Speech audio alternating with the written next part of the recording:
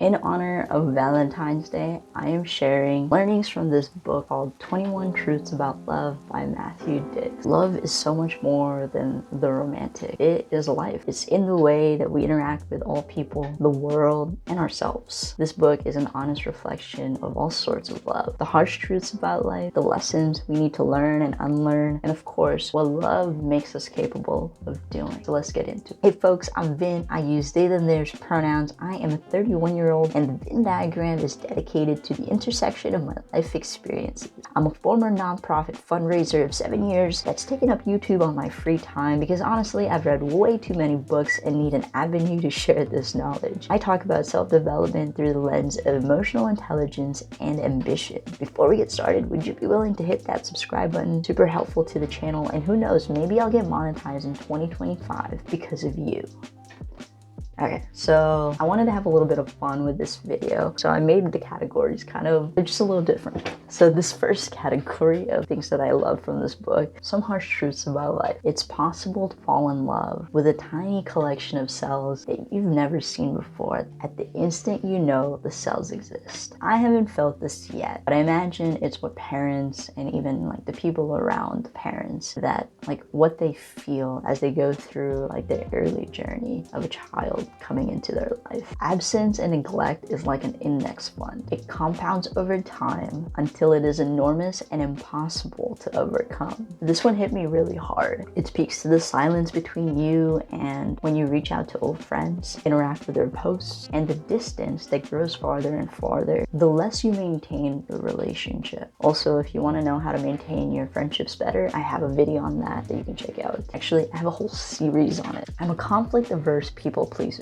You know, books hurt when they tell you a truth about yourself. I love being blunt and straightforward. I'm sure a lot of my friends would say that about me. But there are also many instances where I want to avoid any conflict possible because I can't be fighting people all the time. That's exhausting. And ultimately, in general, I just want people to feel comfortable. I want them to feel okay because the world is chaotic enough. But at a point, being conflict averse and people pleasing will come at a cost to your personal well-being. For me, it's the relationship I have with my mom. It is politically limited and thus greatly and ideologically never going to be possible at the depth and honesty understanding that I want. You get old unless you get new. So that's really a reminder to not be stagnant, to keep moving forward. And I actually made a video on this concept called anti-goals, which I got from Safil Bloom, which is an anti-goal is anything that you don't want to happen within your goals. So you should check that one out. The internet makes everything easier and everyone lazier. Internet makes possible disastrous, insane decisions seem so much more doable. Everything from Palestine to the LA wildfires to political misinformation, the state of the world at our fingertips. It feels so reckless to have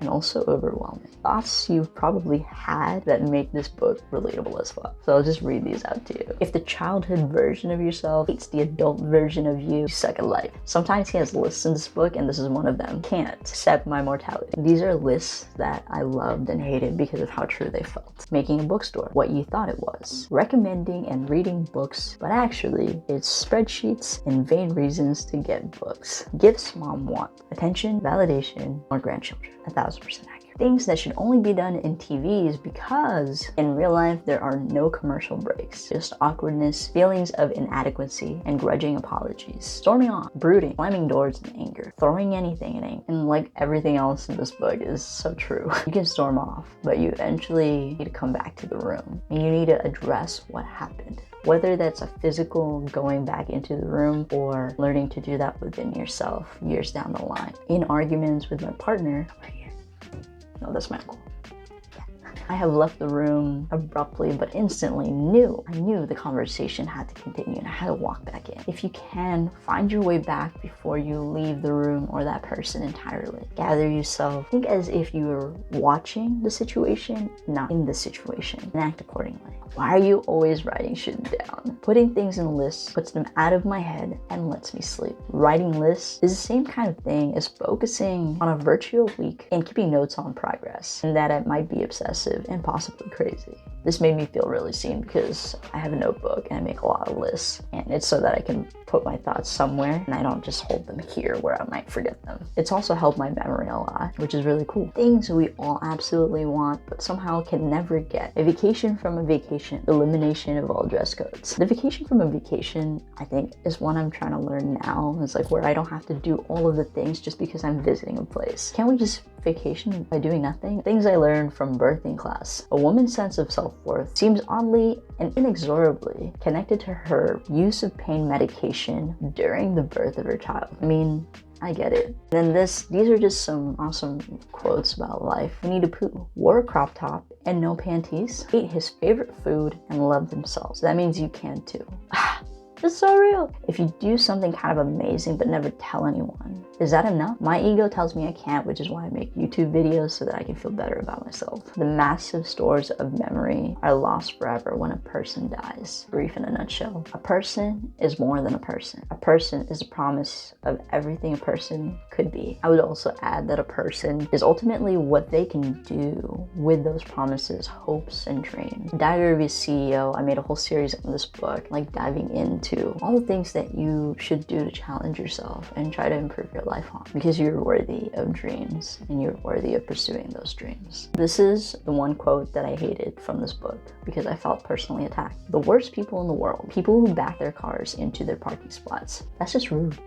These are the truths that I love the most. Real love means always being good enough in the eyes of the person that you love most, but never being good enough for them in your eyes. Truly love somebody, you have to love the person you never knew, the person you know today, and the person they will be someday. And I think when you find your person, your people, your community, you realize that you have to keep bettering yourself to be good enough to be in their company. I love my partner, and I want to be better for him than anyone else because we're going to spend the most time together. I also need to accept that we will change over time, evolve, and become different versions of ourselves. And as our friends' dreams change, we also have to be willing to support them. So as long as you can continue to be good to each other, you have to keep continuing to accept the next iteration of your people around you. Loving another person means not needing their best self, just their real self. Love means that you're allowed to criticize your loved one's most annoying qualities. But if anyone else even says a word about any one of them, you'll fucking cut out their throats and leave them for dead.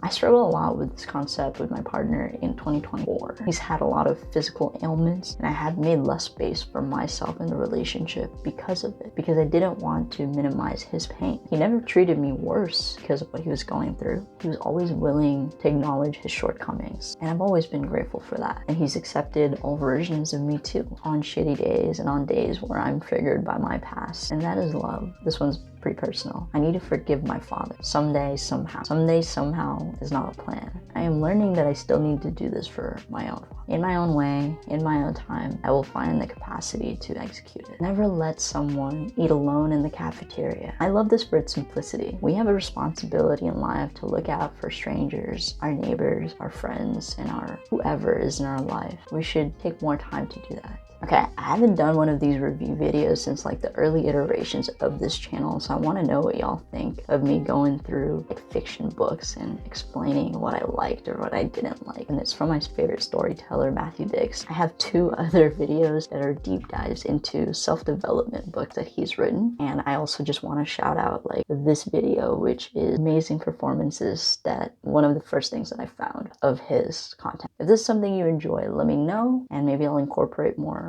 fiction stuff in there. This is fiction, the story in it, but it's also just real, like tangible life concepts. It's not muddled by a crazy story. And I didn't even tell you what the story was about. You'll have to read the book to find that out. So let me know in the comments what you thought of this video, what you enjoyed the most, and what's the truth about love that you believe. All right, thanks for watching, and I'll see you in the next video.